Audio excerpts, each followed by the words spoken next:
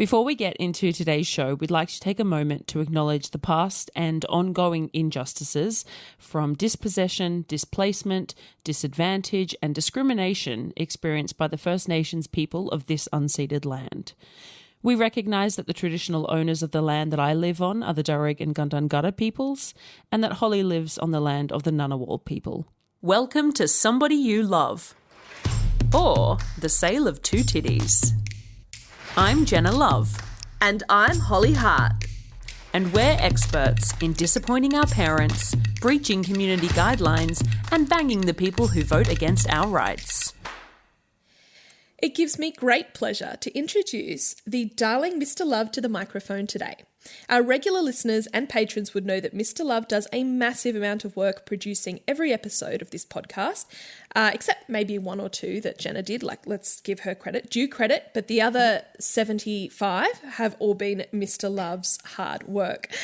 You would also know him as being a wonderful husband to Jenna and enduring the Hollycane that has entered his life. People always want to know more about Mr. Love, but he prefers to play Mr. Mysterious. Well, today he's compliantly going out of his comfort zone to answer your questions about what it's like to be married to a sex worker. Audience gasp. Yeah, so we asked our patrons to submit questions for Mr. Love, and here he is. Hey, babe, welcome to the show. Hello. Good to be here, I guess. You sound so provocative. Hello. Well, first of all, I want to just address this compliant thing. I was kind of pressured into this, but okay. Yeah, isn't that what compliance is? Yeah. So just twice if you're being held hostage. Okay, let's move on quickly and ask him some questions. Mr. Love, how did you meet Jenna, and were you poly before you and Jenna pursued your romantic relationship? Well, no, we were definitely not poly before we started seeing each other. In terms of how we met, it was doing a mutual hobby that we both still enjoy. Masturbation? Well, we didn't meet that It's hard way. to meet that way. Yeah. We did end up engaging in that at some point together, I'm sure. How cute. We love a shared interest. It's a foundation for such a healthy relationship. How do you find that your work lives impact one another? I think, I don't know, both our work lives do impact each other, but probably not in the ways you'd expect. I don't know what the intention of this question was, but I imagine that they're probably thinking emotionally. I didn't even think of that. Yeah. In that way, it doesn't really affect us too much these days. Perhaps in the early days, and I'm sure there's questions about that later on as well. Yeah, these days, I mean, we just both go to work and come home at the end of the day, or in Jenna's case, is home all day. Well, that's one, the first thing that popped into my mind with this question is that Mr. Love recently was unemployed for a while. He, the place that he worked at had shipped everything offshore and closed down that location. So he was out of a job, and because he'd been there for a while, so we got a bit of a payout. So he was in no hurry to get a new job.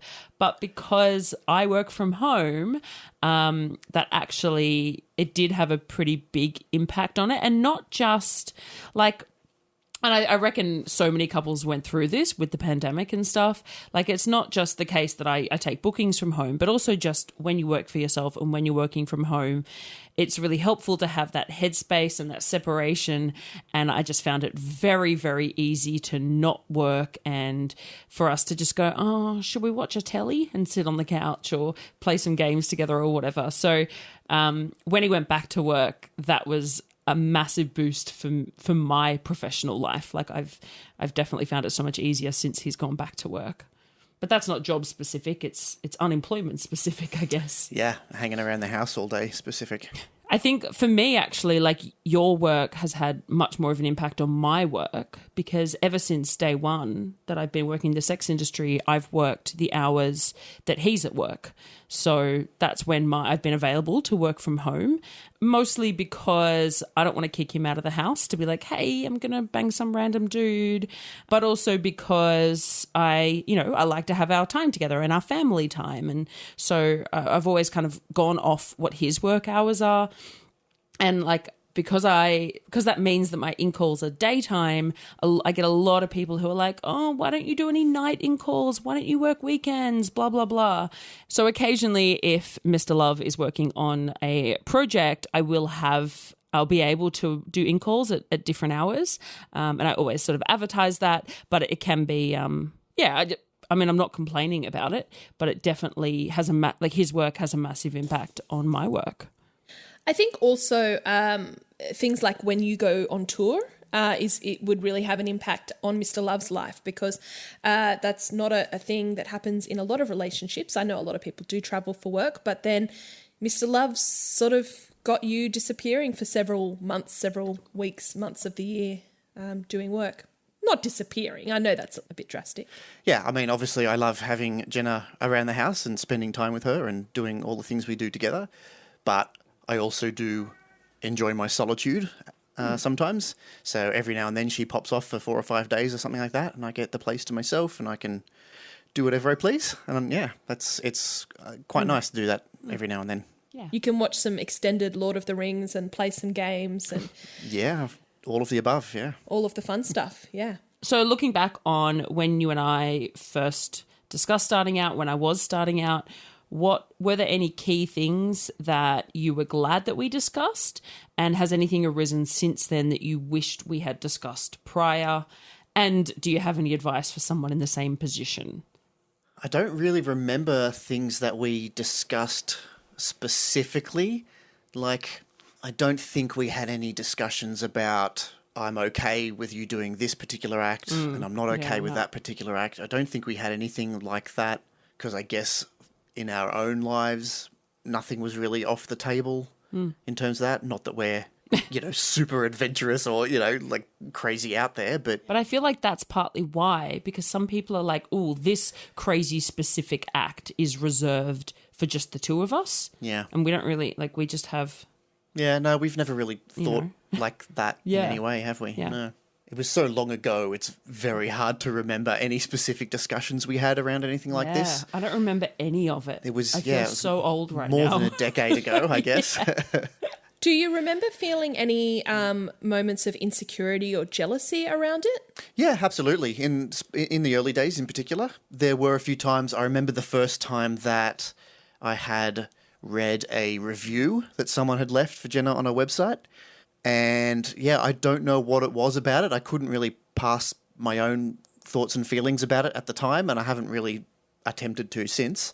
But something about it really got me worked up, and I was, I guess you could say, upset about this. It was the really graphic description of all the things that had been done in the session. And I feel like I'm putting words into your mouth, but kind of the tone and the way, because sometimes in those reviews, the way they speak about the worker is not very nice. It was very much objectifying you and the experience, I guess. Yeah. Which I guess that's part of the job sometimes. That's what people want from you. And at that time, I don't know how long you'd been doing it. It was not very long, probably less than a year. Yeah. Probably maybe even less than 6 months. And you were probably very much used to that by that time. I don't know if you ever get used to it. Yeah, I guess not. But it was, definitely a new thing for me. And it was, it was something that sort of took me by surprise, like my own reaction to it took me by surprise. Not sure what happened, but as happens so often in my life, I just sort of give it some time and then it becomes good in my mind. Like, not necessarily good as in very positive, just not negative anymore. It's just, it is what it is, and I've dealt with it. I guess, time heals all wounds. If you feel those feelings again, Mr. Love, how do you work through them, or how do you approach discussing them with Jenna? I know you said that over time, and probably over time you've become desensitized to a lot of the elements of the work that might create jealousy or insecurity or protectiveness as those sorts of emotions. But say today something happened, how do you deal with that? What's your approach for managing those emotions? Yeah, it's hard for me to answer that. I think because it hasn't happened in such a long time, I don't really know how I would react these days to something like that. Are you pretty quick to talk about it together, or do you just internally deal with it yourself? Yeah, again, very hard to answer. But back 10 years ago when it was all new to me, I think I did kind of keep it inside for a little while, and then one time I think Jenna noticed that I wasn't, I was behaving weirdly, or whatever. I'm not sure what I was doing, but you noticed something was off, obviously. And then we talked about it then. But these days, if something were to happen that I wasn't okay with for whatever reason, I'd absolutely bring it up immediately. We talk about anything and everything. Nothing's off the table in terms of discussing it, particularly if one of us is upset. Yeah, we talk through it and make sure that everything's okay. I also think, like, you know, everyone talks about how communication is the most important thing in a relationship, blah, blah, blah. And obviously I think that's true. And you're right, nothing's ever been off limits for us, and nothing's ever, I hope that there's never been fear in our relationship about anything that could be raised.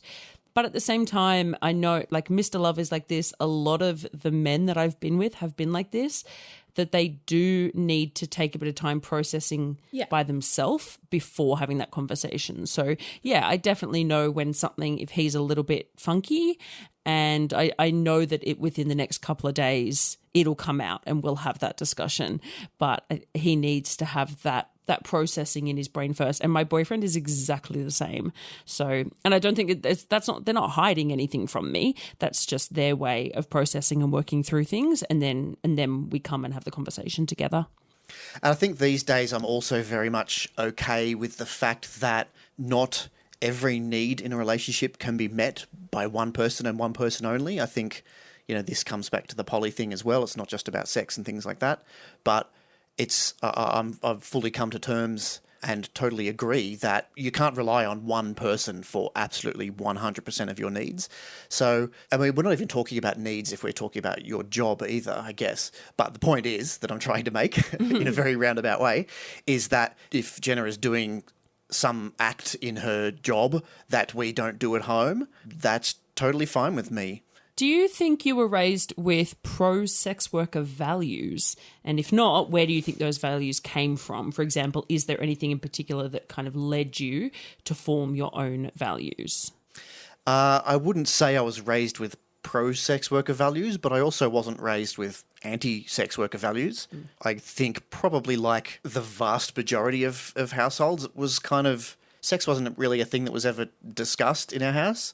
It certainly wasn't looked upon with shame, but it also wasn't, we weren't a free love household where anything, So, yeah, definitely no pro or anti-sex worker values, but it was just something that was never really talked about. These days, I'm obviously very pro-sex work values.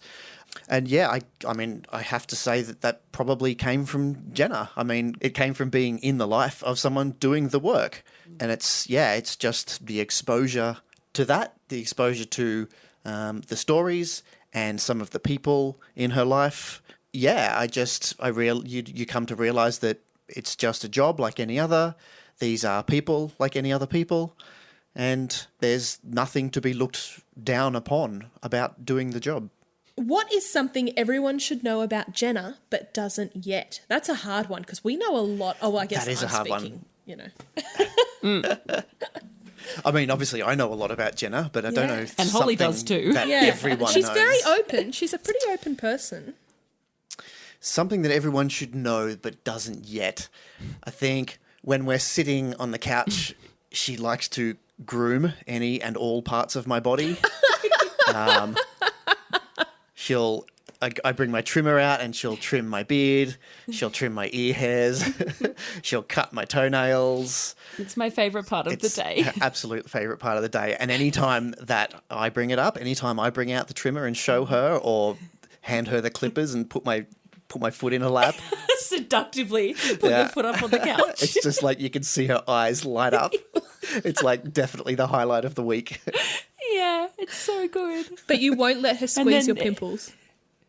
Well, I don't let her squeeze my pimples, but she does anyway a lot of the time. But we're really big on consent on this podcast, okay? Yeah. Don't do things without people's consent. Well, as soon as something becomes too painful, she will stop. Yeah. But I put up with it to a certain degree. Yeah. That's very cute. Jenna, what is something about Mr. Love that everyone should know but doesn't yet? God, we don't know anything about Mr. Love. Mine's a bit more of a serious answer because something that I think and I don't know if listeners of the podcast will have this problem anyway, but something that people in our civilian life, like often when people meet us, because I'm the louder one, I'm more the extrovert, I'm more comfortable in social situations than he is. He tends to be a lot quieter than me. And because he's also like such an easygoing guy, it's not unusual for people to make comments like, oh, we can see who wears the pants in that relationship, which obviously makes me want to fucking punch them. You do but like comments pants. about that where I think some people get this perception that I like walk all over him, and it ties into the sex work thing. Like people think that he's just this, I don't know, this like dog on a leash that just does whatever I say. Yeah. And I guess I want people to know something about him is that that's not the case at all. Like he has a really strong backbone. You know, I think he's actually incredibly assertive, just in a different way. And I think that that's something that the whole world could do with learning about everyone, is that quieter people, it doesn't mean that they don't have opinions. It doesn't mean that they won't stand up when they need to. And people that are easygoing, like it doesn't mean that they'll let anything fly. It just means that they're pretty chill with a lot of stuff. And then when it gets to a point where they're not chill, they'll speak up. And that's what he does. Well, hopefully they will. So, yeah, I guess I want people to know that he's actually, you know, really strong in who he is and what he believes in and what he thinks is right. And we disagree on things, you know, all the time, I think. Like we don't have arguments, but we have different opinions on things. And, yeah. I've got two answers. Nobody asked, but this is very on brand for me, just to offer my opinion. Two things about Mr. Love that everyone should know but doesn't know yet is that, one, he is incredibly practical. Like, you can give him, like, any task and he just works it out. He finds a way. Like, he doesn't complain. He just, okay, maybe he complains. I never get to see it. Oh, my God, he does complain. Yeah, okay. But he just does it, like he does the thing, whereas I give up and call someone to help or brute force things or just and fuck it up. But Mr. Love is just so capable. Like he just there's so many tasks I can think of that, you know, yeah, he just, when he sets his mind to it, he works it out, and it's really cool to see. The second thing is that he's really into these weird niche YouTube videos and stuff. Like he finds like the weirdest shit on the internet and that's like his jam, and it's just you can talk. Super niche. Like yeah. what? I think everyone What are you knows talking that about? though already. Like what? Yeah, true. Yeah, what niches? Like icebergs melting into the ocean and shit. Like you Oh, yeah, okay. This is the best episode. It should just be Holly talking about Mr. Love. He does. yeah. Sometimes he watches videos of icebergs melting. So that's Glaciers, not icebergs. Okay, glaciers. glaciers. Sorry. And that was one time. yeah, that's but not there's been something a I few do every things day. like that. There's been a few things where, yeah, and I'm like, you're a bit weird. In the But most everyone loving. does that, don't they? Everyone goes down YouTube rabbit holes and Sure. they get Sure. stuck on a thing for a day or two. Yeah. Yeah, but That's I guess not they're predictable unusual. for some people, whereas yours are a little bit more surprising because you're, I don't know, not. Hey, I you mean, the don't- videos are there on YouTube. People are uploading them, so there's obviously interest. You're getting very defensive. Yes. Very defensive about this. Okay. How many spoons of Milo is appropriate in a glass of cold milk? I mean, there's a serious answer, and then there's the answer that everyone wants. And the answer that everyone wants is, don't you mean how much milk should go into your tin of Milo? Correct. I think the serious answer, if you will indulge me for one moment, is 2 very large heaped teaspoons of Milo in a full glass of milk with a couple of scoops of ice cream, and then you put a lid on the cup, you shake the hell out of it, and you've got yourself a nice Milo ice cream milkshake. And it's the I've best never thing heard ever. of I that. used to do it all the time as a kid. Yeah. We had a specific Milo shaker cup that had like a sealable lid on it. Yeah, the best. It is the absolute best way to consume Milo. I did not know this Yeah. about you. There you I'm go. learning. That goes back to the last question then. Amazing. Okay, we've got a question from all of these are from patrons, but it is, me being an introvert and not the best conversationalist, do you think if I were to engage with sex workers / providers, would that help my confidence and bring me out of my shell a bit? I don't know if I'm the best person to answer this question because I feel like I could have written it myself. Yeah. That's why they're That's asked. why I they've don't- asked, though. Yeah, I guess, but I don't really know the answer to it. I think in terms of the immediate short term, if you go and see a sex worker, there's nothing that opens your lips quicker than having an orgasm. You know, things are a little bit weird and awkward at first, and then you pop one out, and then it's all systems go in terms of the conversation. Nothing's yeah. That's what I always say about my clients. Yeah. Absolutely, yeah. In terms of the long term, I can't say if it would help you or not. I guess that's an individual thing for everybody, really. I don't consider myself to be in my shell. I just am who I am. So for me, having seen sex workers hasn't really changed me as a person. I've enjoyed my time. Yeah, I mean, you're quite comfortable being an introvert and being absolutely. a quieter I person. don't feel the need to change that at all. Yeah. I think that's a good message. So, yeah, I mean, I'm sorry to the question asker. I can't be more specific, but yeah. I think I know the answer to this, but what is the weirdest thing you've come home to find after an in-call, like after I've been working from home? I think you've talked about this on the show before. Yeah, maybe I did. It has to be the giant traffic cone. I get home from work, open the front door, there's a traffic cone in the front room. Witch's hat for the Aussies. Yes, a witch's hat. That's what I call it. Yeah. And I was like, oh, that's very weird. Oh. And then walked past it and put it out of my mind. And I think it might have been sometime later that I asked you about it. I don't think it was right away. I think I brought it up. Oh, maybe you did. I think I was like, did you see anything in the front room? Yeah. I was like, yeah, okay, but why is it there? And then it was explained to me why it was there and where it had been. And that was definitely the strangest thing that's been left in my house after a booking. What is your go-to thing to do to keep yourself out of the house when Jenna has an in-call on a day that you're not at work? Oh, I mean, this is really boring. I just go grocery shopping generally. Ooh, salacious. You've been to see movies a couple of Yeah, times. a couple of times. If it's a longer booking, I have on not too many occasions, maybe only twice, maybe 3 times. I've gone to see a movie. Sometimes I'll go visit my mum. But yeah, generally I just go out and do a couple of errands, either grocery shopping or pop down to the nearest shopping centre and buy some pants or something. I don't know. Yeah. Sex worker husbands, they're just like real people. Who'd have thought? Yeah, this just in. I have mentioned previously that a number of my clients are big Mr. Love fans.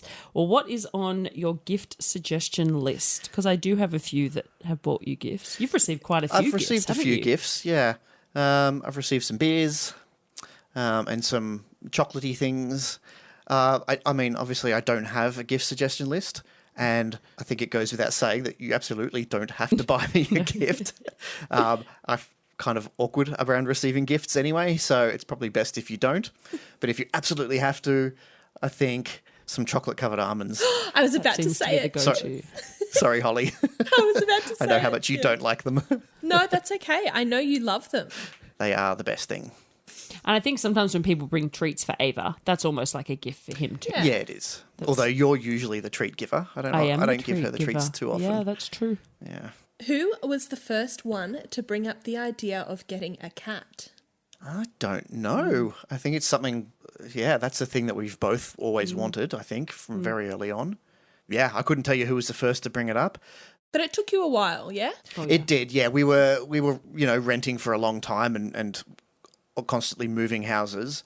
And that's difficult when you have a pet. So we decided not to get one. And we're very cautious people, aren't we? We're very cautious people. Very sensible. Yes, we need and to really make fucking sure. lame. I hope everyone's just learning in this episode that we're just really lame, sensible suburban people. Yeah.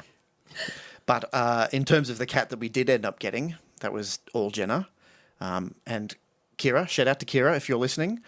She was fostering some kittens. And one of them was our lovely Ava. And Jenna sent me a photo with a little cat on her lap and said, "Oh, I love this thing," or something like that. And I was like, maybe we can get it. Because I remember at the time we were pretty close to buying our own place. We were, saving our deposit and we were well on the path. So we thought, this is the last rental place we're going to be living in. So let's do something a little bit more permanent.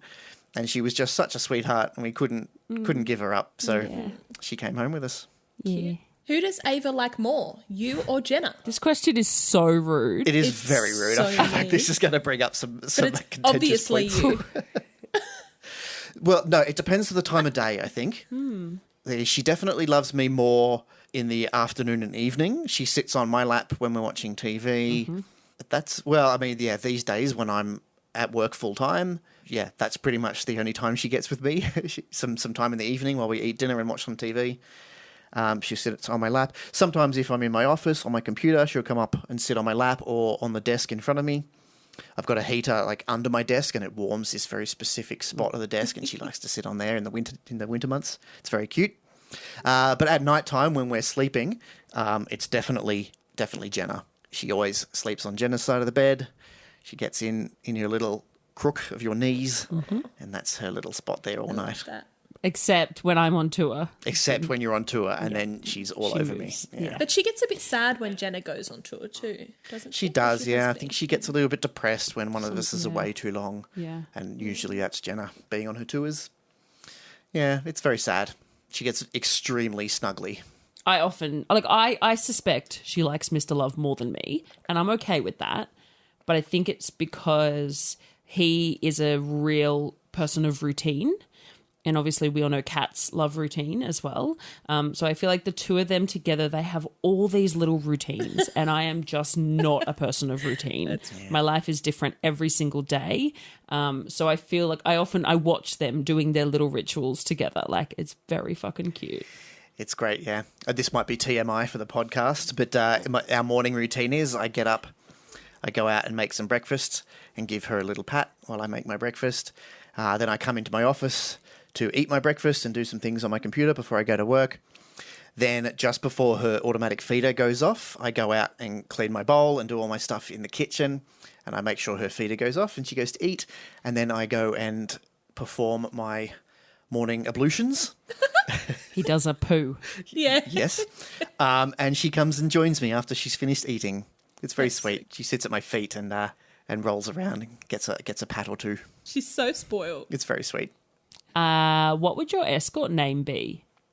Oh, I'd have to capitalise on the Love name, Yes. but it couldn't be Mr. Love. That's a bit too generic, I think. It's a pretty good hooker name, Yeah, though. maybe it Mr. is. Glove. But I feel like I'd need some manly man name, like some sexy name, like Oh, yeah?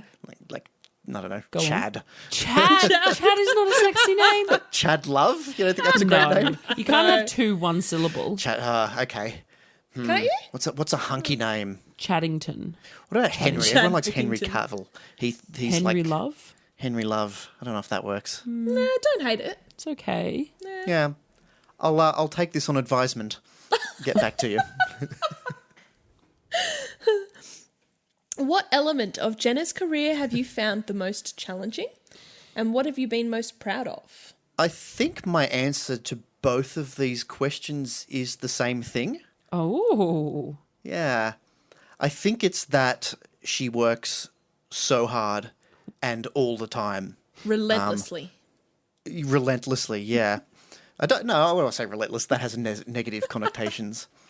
But, yeah, she's always doing some work, whether it be admin for her own work or stuff for the Scarlet Alliance. And it's very hard for her to switch off. She likes to be on the go all the time. But, yeah, that's... I find that challenging sometimes because it is hard to be in the moment together when that's happening a lot.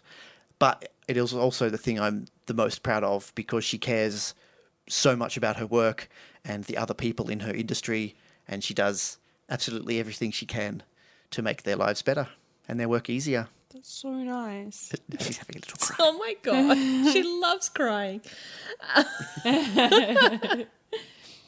So your online presence is very mysterious.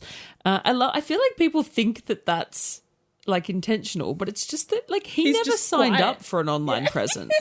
Well, it's just that he's like, He's like, I'm not a hooker. and I don't... never thought and I never thought about him being a character. Like I started calling him Mr. Love because like a lot of sex workers do that. They just call their partner, Mr. or Ms. or whatever surname because it's clear who you're talking about then.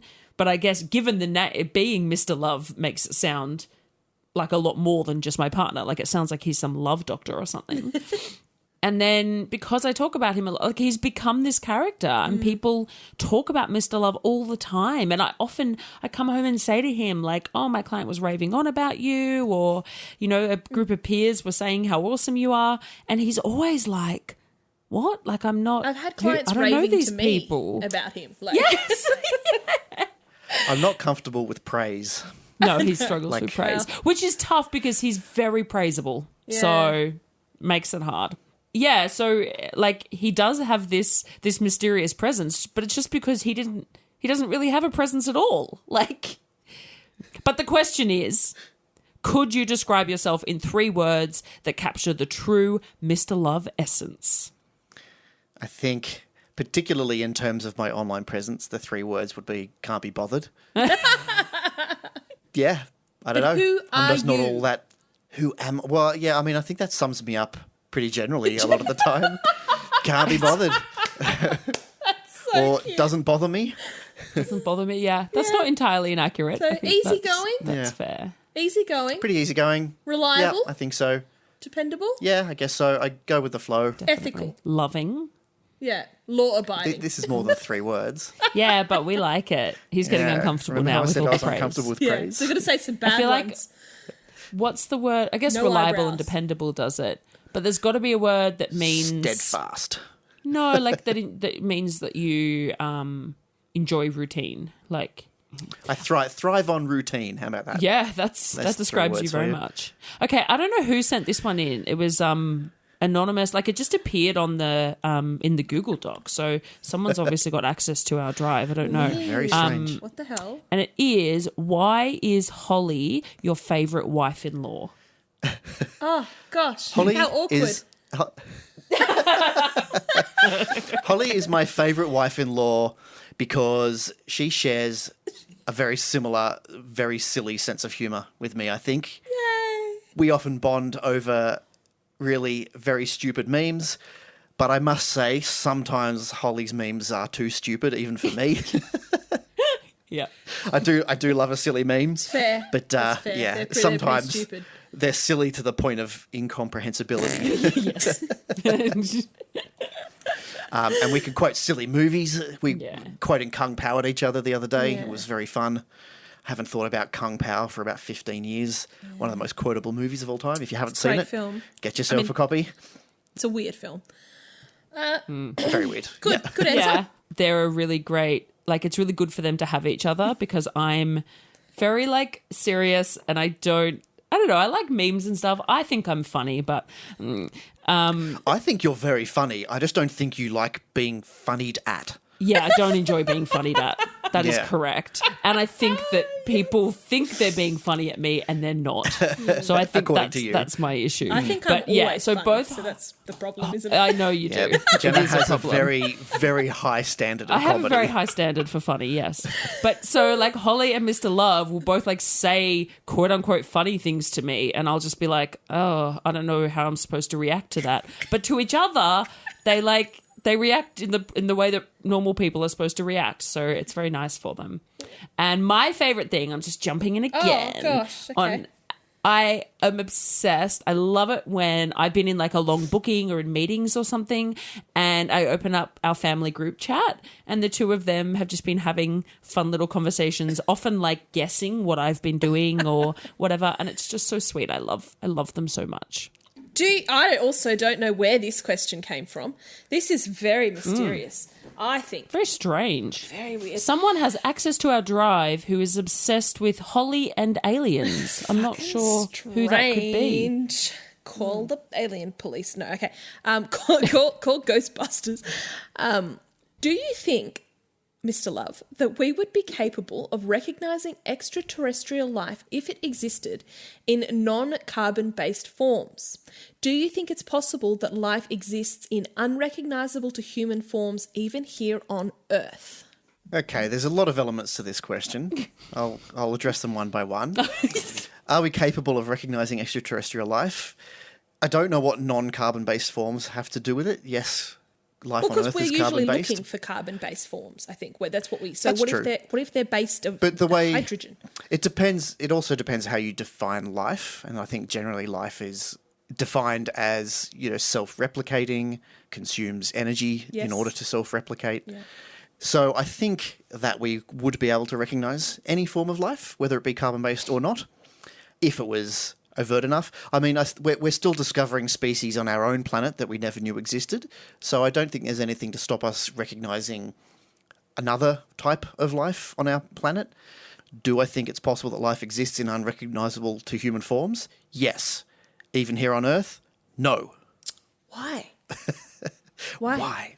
Why do you think there's not life that we haven't discovered here on Earth that we just don't know it's life yet? Oh, that we don't know that it's life yet. Like, Yeah. what would that Well, look like you said to you? you think it's possible that life exists in unrecognisable to human forms. So if that were the case, how would you know? I mean, okay, let me pass this a little more. They're unrecognisable to human. I mean, by definition, we won't be able to recognise that. If it's unrecognisable, we can't recognise it. But does Right. it exist then? Like maybe It's possible that it exists. But you're talking about alien Well, life, no, right? I'm That's come to us from another planet? No, in this instance, I'm not. Usually I am, but in this instance, I'm just saying, dude, can we agree that there might be things here that we just don't know are living, but there are, there's something. Yeah. 100%.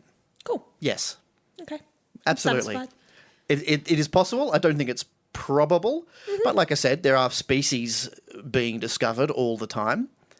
An entirely new form of life that's not based on anything that we know at all, I think highly improbable, but not completely outside the realm of possibility. No.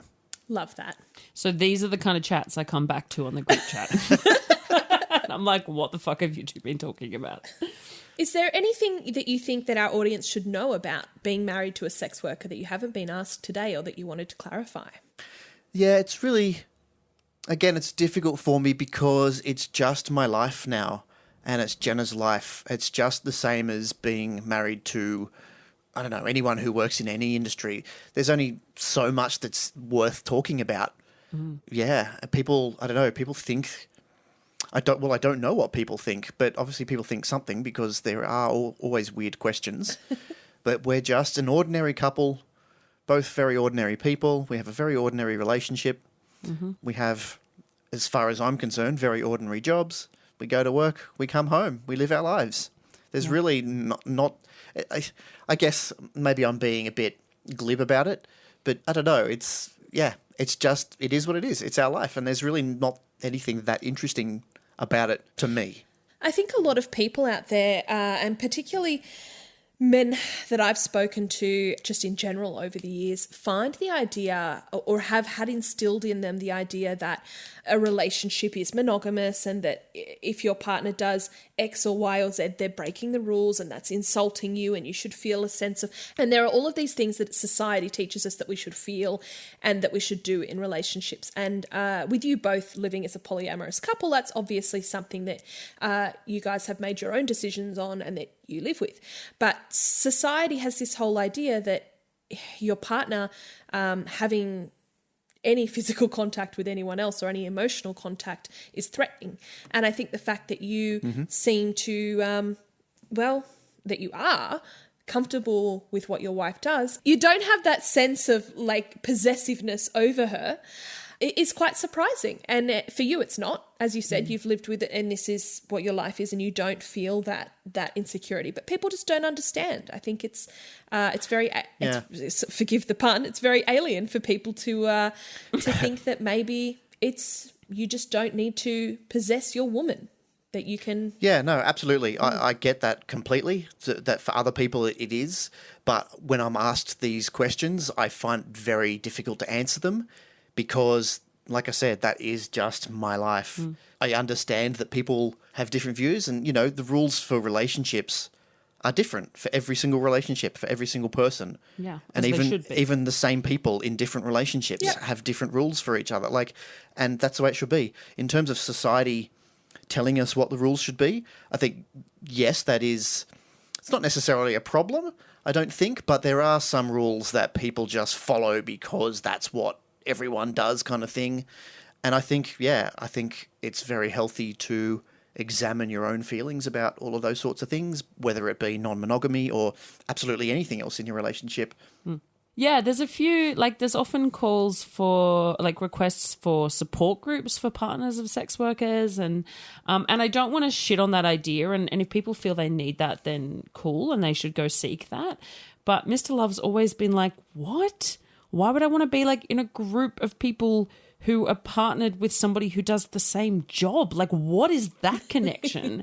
And if I think about it, like if I joined a support group for wives of people who work in warehouses, that would be the worst group ever. Like, why would I want to do that?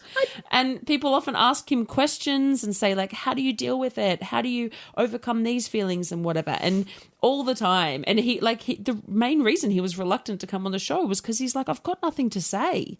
I just do. I don't know. It's just fine. It's just not a big deal for me. And so, like, I think that's great. Like, obviously, I think that's a great thing about him. But that's often why he's kind of not scared to talk about it, but he just doesn't think he's got anything to add to the conversation. Yeah, it's hard for me because Jenna often tells me, that I'm held up to some kind of as some kind of paragon of virtue, and I just don't feel that way because I'm not. I'm certainly not. Well, I try not to virtue signal. I just am who I am. I think that even saying, though, that you don't feel like you have anything to say or that it's just part of your life is constructive, because I think that really reflects on you not having this not being a massive thing that you feel like you have to overcome every day, and there's not a big internal struggle that's going on, that like anyone who has a partner that does any job that might be difficult, I don't want to compare it to something like the military because I think that that's a whole other thing. But I guess what I'm saying is when you have a partner in a job that some people might find challenging or confrontational, eventually it does just become part of your life. And I think that that's important to share with people that, yeah, there were times when this was a little bit more confronting for you, but now you're just the same as every other couple. And that's the whole point of this podcast. Somebody you love is a sex worker. Somebody you love is married to a sex worker. And it's all just happening. We're all just people. And there's nothing weird about it. Do you have like a shit people say? It's the same thing every time. Every time I tell someone or someone asks me what my wife does for a living and I say she's a sex worker, the first thing they say, and I'm pretty sure you've brought this up on the podcast before, the first thing that everybody says is, oh, how do you feel about that? And, I feel, first of all, if it was a problem for me, I probably wouldn't just come right out and say it. True. Do you know what I mean? That's a good point. I might and R and be uncomfortable about saying it, or I might say something different altogether. So just the very fact that I've told you so freely should tell you that how I feel about it. Yeah, and in a tone that is confident and normal, and that's so true. Yeah. How do you feel about how much of me is out there? Like, I speak to I speak to the media, obviously what's on my social media, on the podcast, like I talk about almost everything. I get recognized in public. Like, how about that aspect of it for you? Because being married to a sex worker is one thing. It doesn't necessarily mean you get all that stuff. Yeah, I guess I've never really thought about it. In terms of sharing with the media and stuff, you're always very careful not to share things that you know that I wouldn't be comfortable with. How does it feel if you see my face like pop up on the TV or whatever? I mean, yeah, I feel really proud of that. I feel so proud that you're out there spreading the word, and that people listen to you. People come to you for your opinion, and yeah, I'm super, super proud of that.